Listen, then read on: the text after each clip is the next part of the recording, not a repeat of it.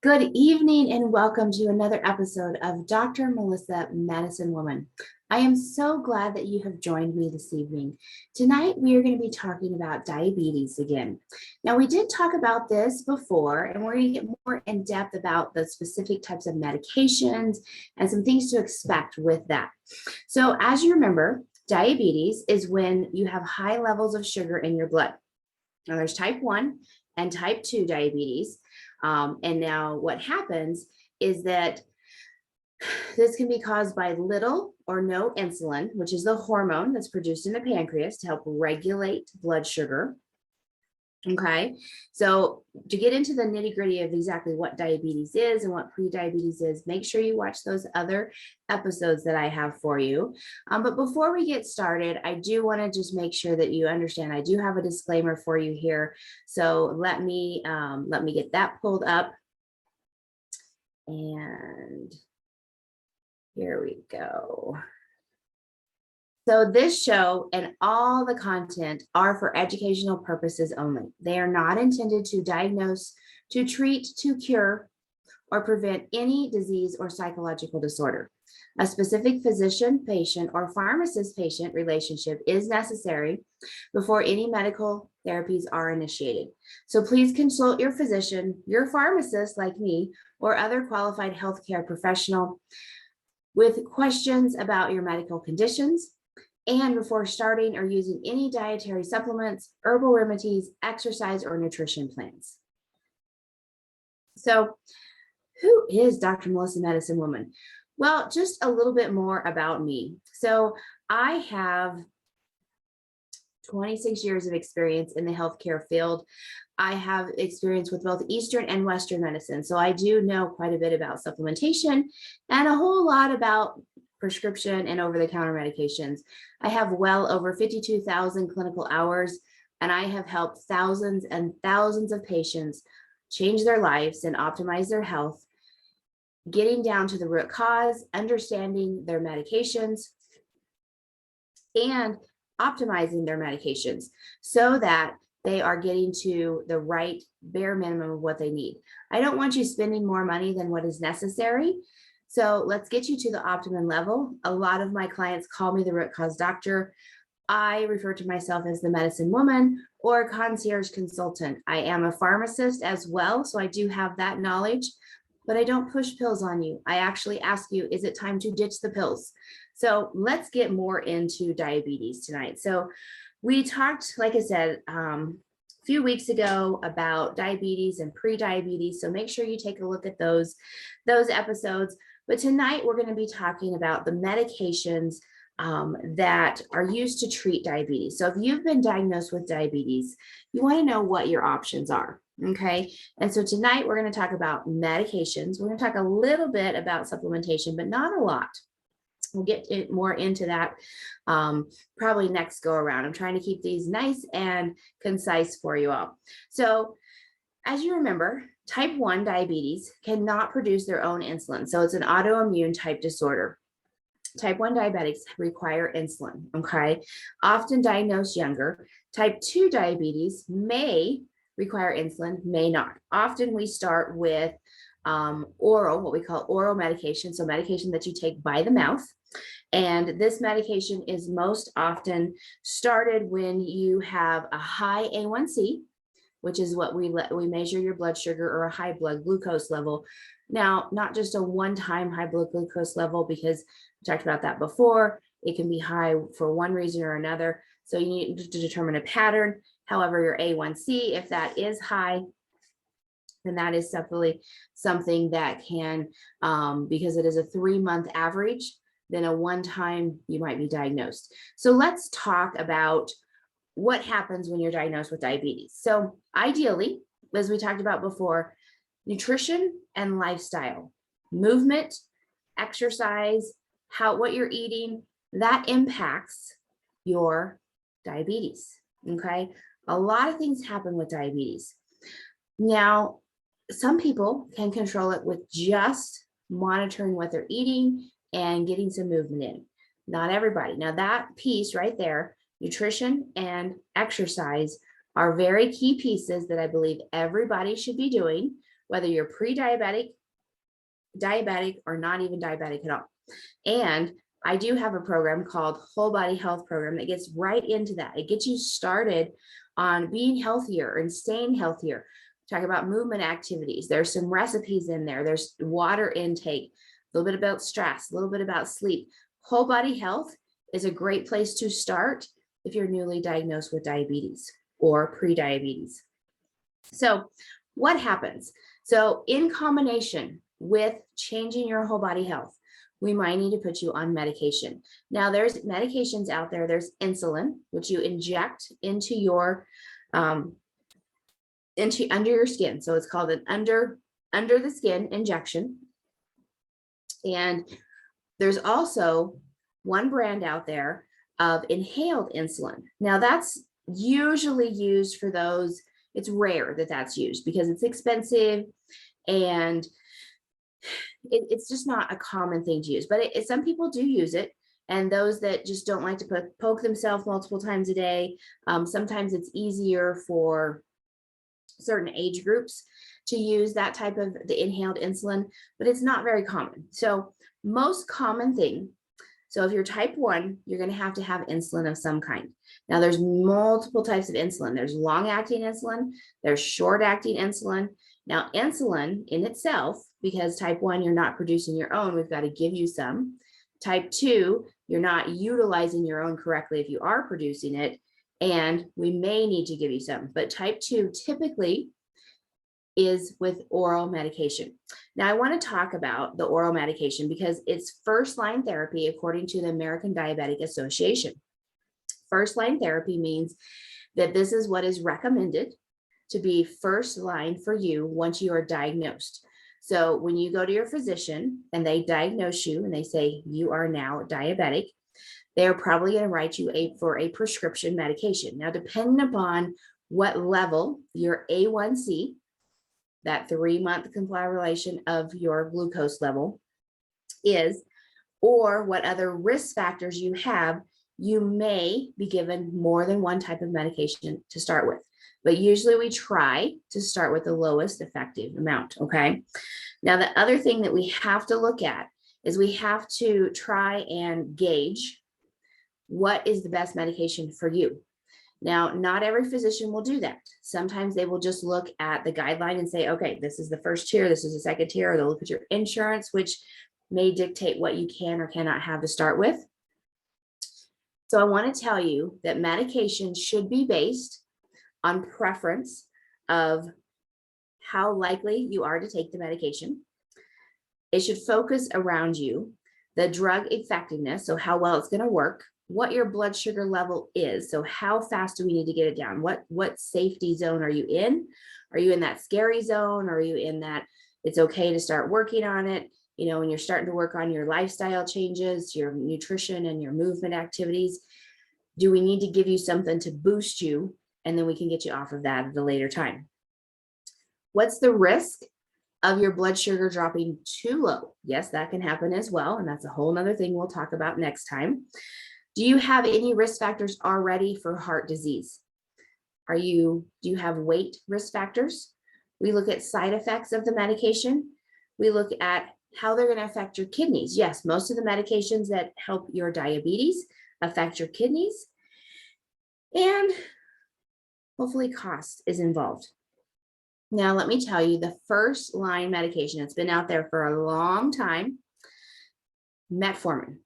Now, metformin is one of those, it is specifically states it is first line treatment for type 2 diabetes, according to the American Diabetic Association.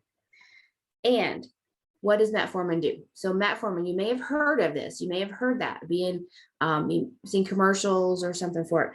Metformin decreases your sugar production. Okay. So it's the gluconeogenesis, which lowers the breakdown of glycogen.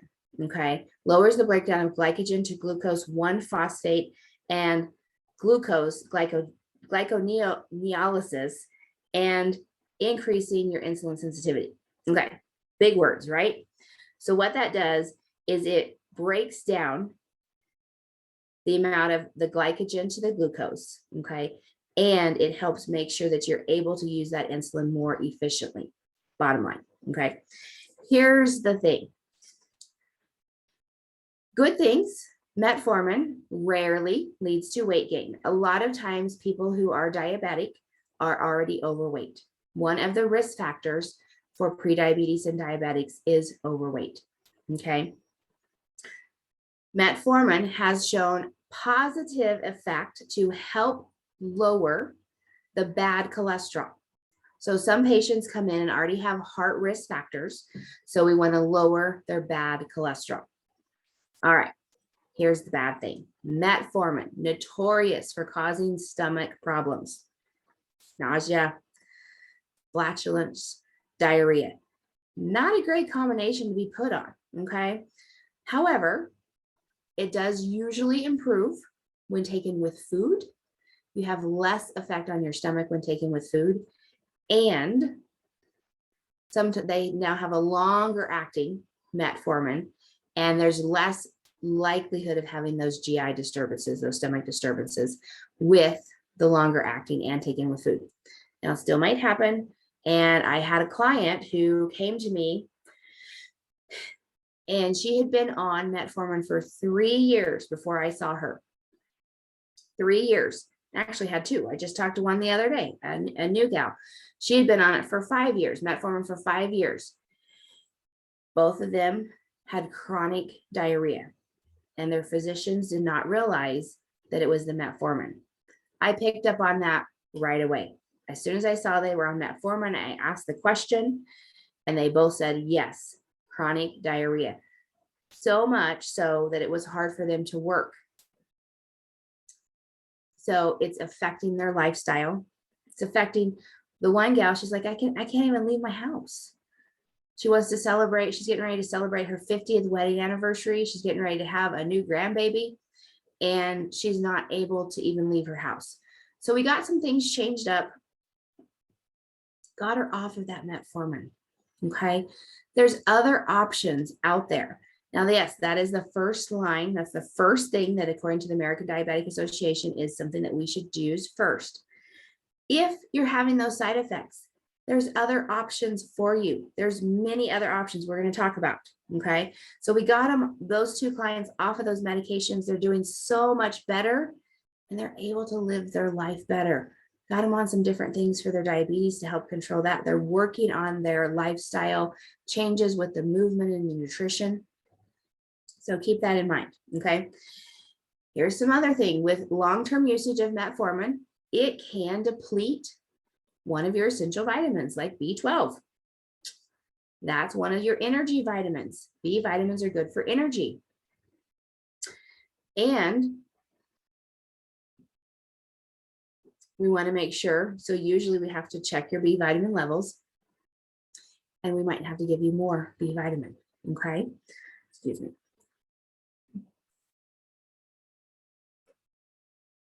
Okay, I'm passionate about this. So sometimes a second medication needs to be added, okay? So your physician has decided metformin, you're doing okay with it. We give you 2 to 3 months to kind of get that down before we usually decide if we need to add something else for you. Now, of course, as I said earlier, if your levels are so high that we need to give you a couple medications to start with, we will, but not always. So we need to add something, or we need to give you something different. So sulfonylureas are usually the next in line, okay? And you may have heard of these: glimepiride or Amaryl, glipizide or Glucotrol, and glyburide or Micronase, okay? So let's talk a little bit about what does a sulfonylurea do. Well, a sulfonylurea is usually added on, and it acts to increase the insulin production by the pancreas, okay? So this is for those type 2 people. Not going to work for those type 1 because they're not even producing it at all. So type 2, it helps to increase your insulin production. Now, here's the thing. Glyburide, which is the Micronase, well, they've been around a long time, so they're mostly available as the drug name. Glyburide can lead to significant lowering of the blood sugar, which is called hypoglycemia. And like I say, we're going to discuss that next time. So it's usually not a great choice. It's not usually the first sulfonylurea we use, and it's really not a great choice for those who are older, okay? Because your blood sugar can bottom out, and that can lead to all kinds of other issues, which we'll talk about more.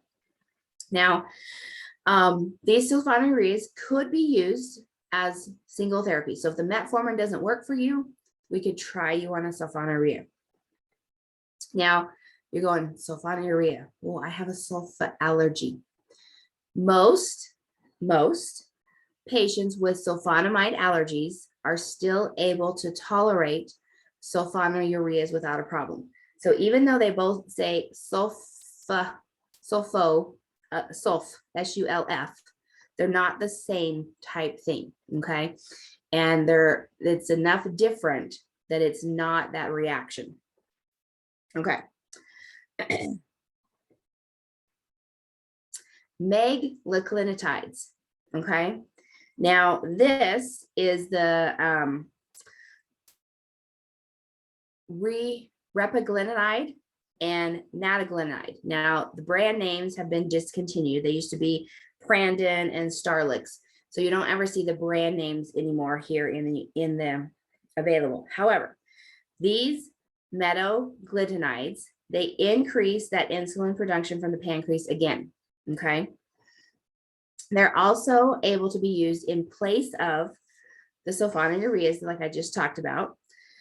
However, these also can lead to low blood sugar, okay, as a side effect. And their most common side effects, respiratory therapy-like symptoms. So colds, some diarrhea, constipation, headache, joint pain. So not ideal, but you have to look at, and you have to remember, you're only given one body. So what are you going to do about it? Do you need to be on medication short term while you're working on getting your nutrition and your movement going so that you can live long and not be a burden to your family, not have huge medical bills in the long run?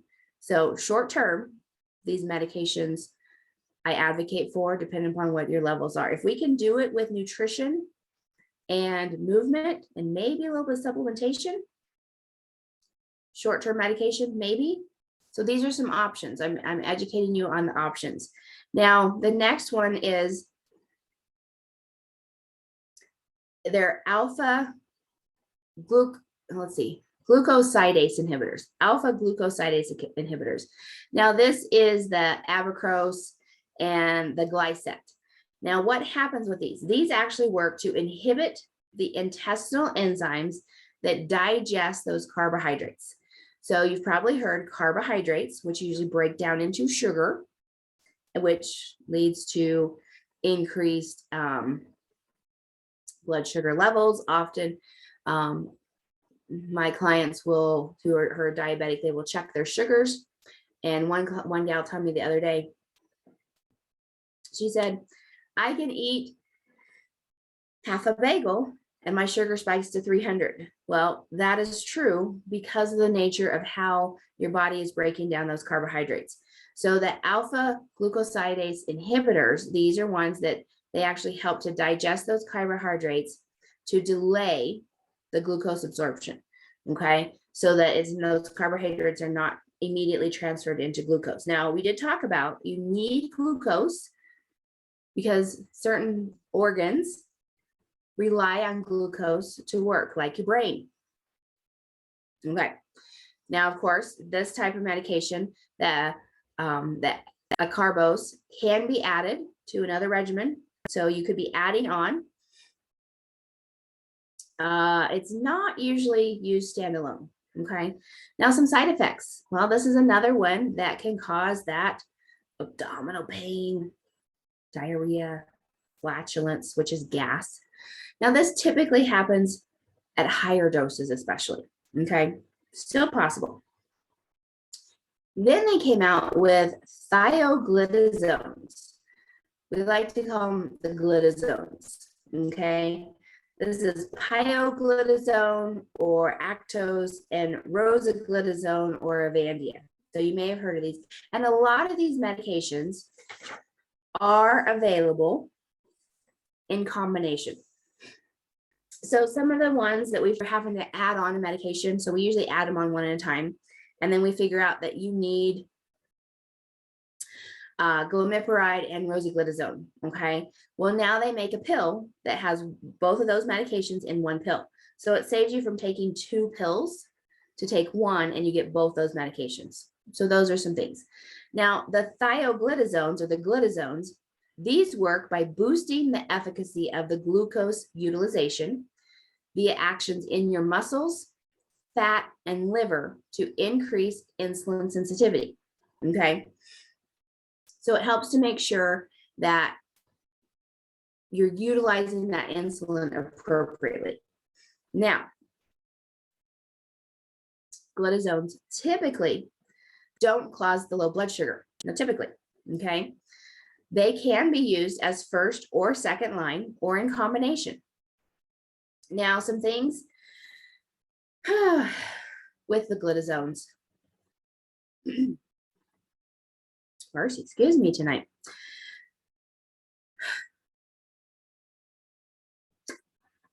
They have some issues. They can cause weight gain. And as I said earlier, a lot of diabetics are already overweight. They can cause edema, which is swelling, and they can cause heart failure. Also bone fractures. Now, the problem is a lot of diabetics already have heart-related problems. Their cholesterol is already up. They already have high blood pressure. So depending upon where you're at, we have to choose the right medication for you. So I want you to be aware of that may not be the most appropriate medication for you. Now, the next ones are the DPP4 inhibitors. So it's dipeptidyl peptidase 4 inhibitors, okay? And those medications, those are your newer medications like Januvia or sitagliptin, the Onglyza, which is sagagliptin, Tradjenta, linagliptin. Those are the newer ones out there. And there's a few others, and then there's combinations, of course, of those. Now, of course, the DPP4 inhibitors, they can be combined with your other medications, such as the metformin or the SGLT2s that we talked about earlier. And those were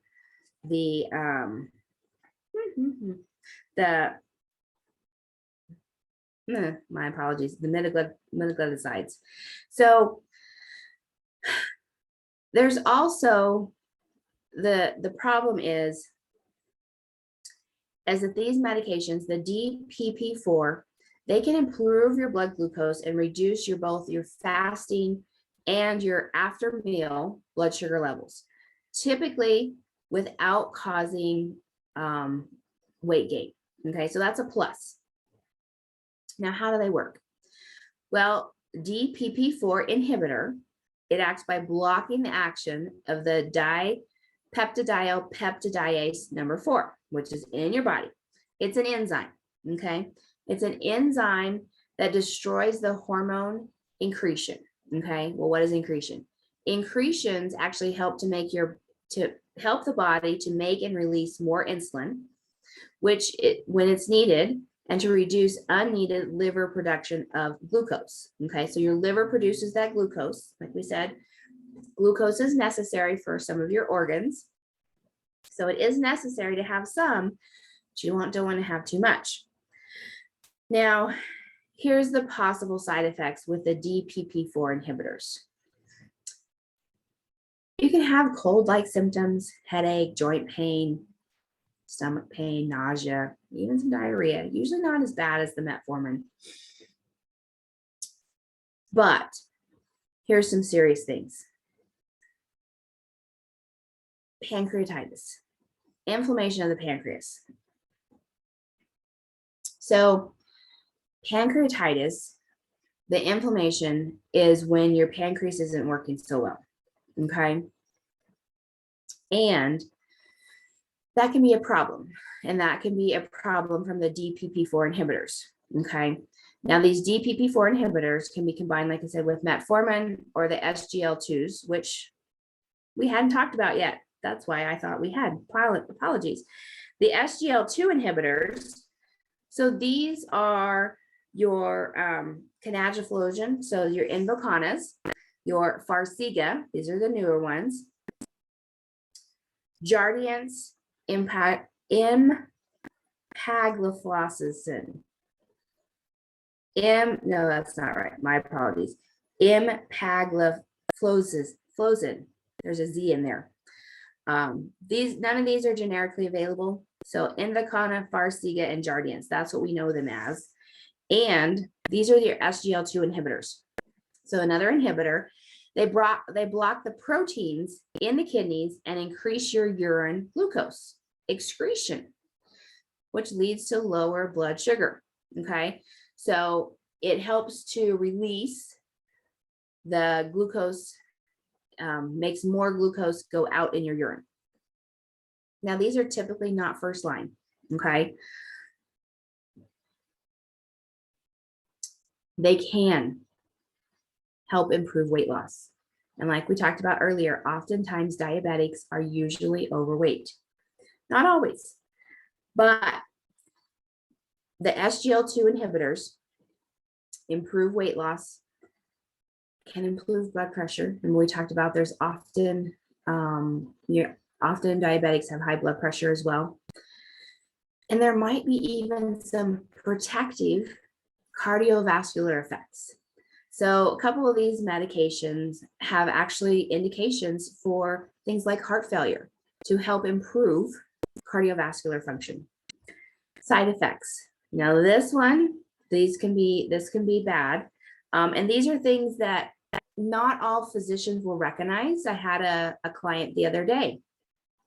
We were doing just a review of what she was taking.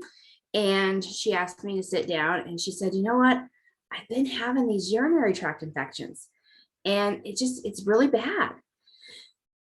And so we sat down and I looked at her medications and right away, she's on Farxiga. And her doctor just gave her medication to treat the urinary tract infection and didn't realize it was the Farxiga. We went back and we looked at when she started the Farxiga and when the urinary tract infection started happening, and it was correlated. So we got her off of that. We got her onto something better. She's actually changing. Her A1C is actually doing really well. So we're working on lifestyle changes like movement and activity. She's actually doing the whole body health program. So that's really good for her. So these can cause the SGLT2 inhibitors, urinary tract infections, both men and women, yeast infections. These can lower your blood pressure. Like I said, they have good benefit. They can have some kidney issues, and they can raise your potassium. So you got to check your potassium. Often diabetic patients are on a multitude of other things as well. Okay, so we got to check those potassium levels because you may be on something that is already keeping your potassium at a higher level. This could increase it, so we got to make sure that you're safe. Now, there is a boxed warning on the Invokana, okay, which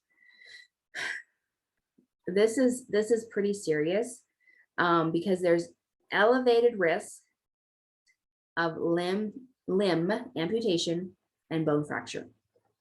So we've seen that in the FDA approved studies, higher incidence of limb amputation and bone fracture with Invokana. So keep that in mind. If you already have a history of osteoporosis or osteopenia, this is probably not the best medication for you.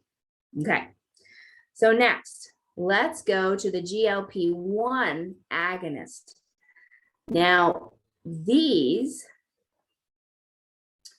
are usually injectable. Okay, so these are injectable add-on medications.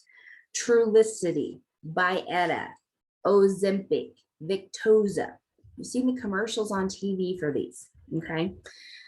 GLP-1 agonist. So an agonist means it has affinity for.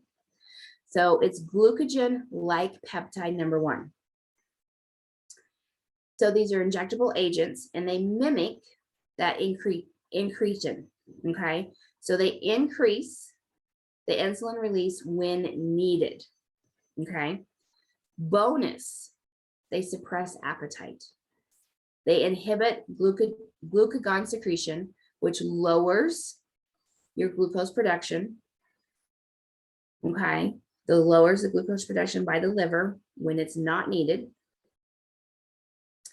And it lowers the rate at which the stomach digests your food, which reduces your appetite, okay? So that's why you've seen or you've heard these medications, the GLP-1 agonist, some physicians, they are not approved for this, are trying to use it for weight loss. It is not approved for that. Now there are studies in the works, but it is approved for diabetes. It can help. Those patients who are already overweight have seen a drop in their weight. Okay, side effects, right? Nausea, vomiting, diarrhea. It's an injectable. So injection site reactions, injection site pain. And sometimes pancreatitis again. So this is another one that that has a risk of that. And even thyroid cell cancer has been reported. So those are 2 rarer things, but you got to look at the pros and cons. You got to look at where you're at. How much are you doing on your whole body health? And what are you doing with your nutrition, your movement? What are you doing to better yourself so that you can live longer? Play with your kiddos, play with your grandkids, be there at the weddings, be there for those first grandbabies, for the 7th grandbaby, whatever it is. So think about where you're at. We need to optimize your medications. I'm going through these because I want you to be informed if you are diabetic or if you've recently been diagnosed or if you have a family history or if you have family members who are on these medications. I want you to be informed to make sure that you're getting the right thing because that doesn't always happen, okay? So those are some things. Now, there's an amylin analog. Now, this is the last one we're going to talk about, okay? And this is called pramlintide or Similan.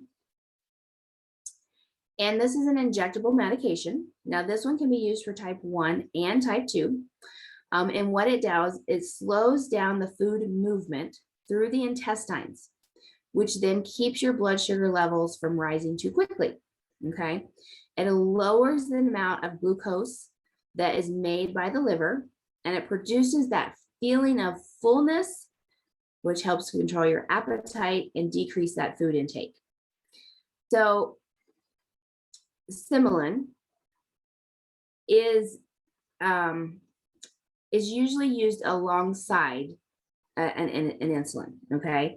Now, it should never, ever be mixed in the same syringe as your other insulin. Never, ever, ever, ever, ever.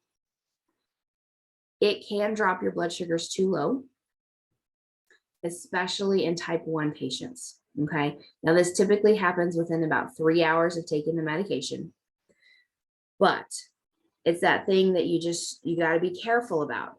So what is the right choice for you, okay? So I want to share with you here.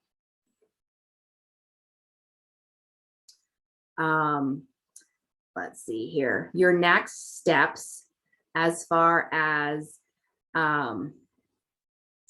we talked about whole body health. So let me throw that up here for you. Okay. Let me go ahead and get the screen up for you,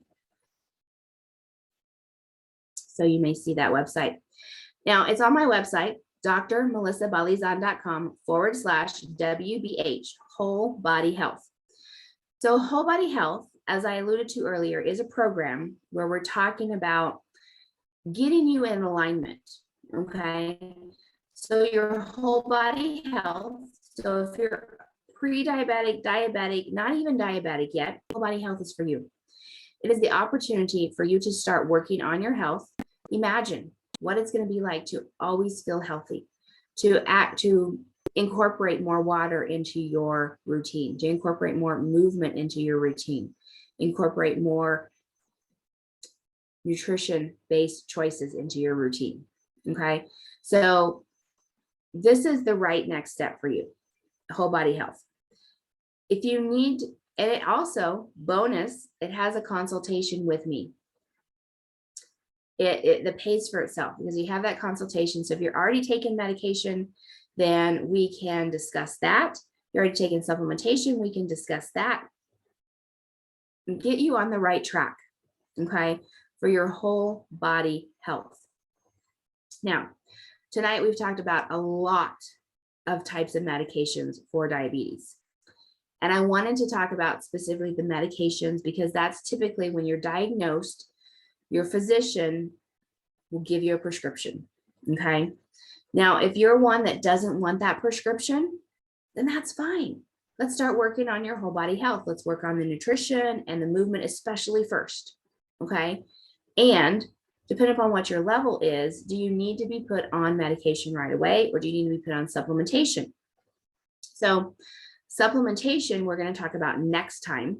So stay tuned for that. There's several different supplements that can affect your body, just like these medications do, to help change that glucose production, to change that insulin production. There's similar things that are out there naturally, but of course, remember, supplementation, quality. You got to make sure you're getting good quality supplementation, because taking the wrong supplement, a non-quality, you're just throwing your money down the toilet. You're not doing yourself any good, and you will not see any changes in your numbers. Now, I do have clients who take supplementation only for their diabetes, and they're doing great. So stay tuned for next time because we'll talk about supplementation with diabetes 300. We'll also talk shortly about low blood sugar and what that means, and some of the other things that can happen when you're diabetic. So tune in next time. Remember, you only get one body. You only get one health. Take care of it now and ask yourself, is it time to ditch the pills? Reach out to me, Dr. Melissa, Medicine Woman. Have a super amazing evening.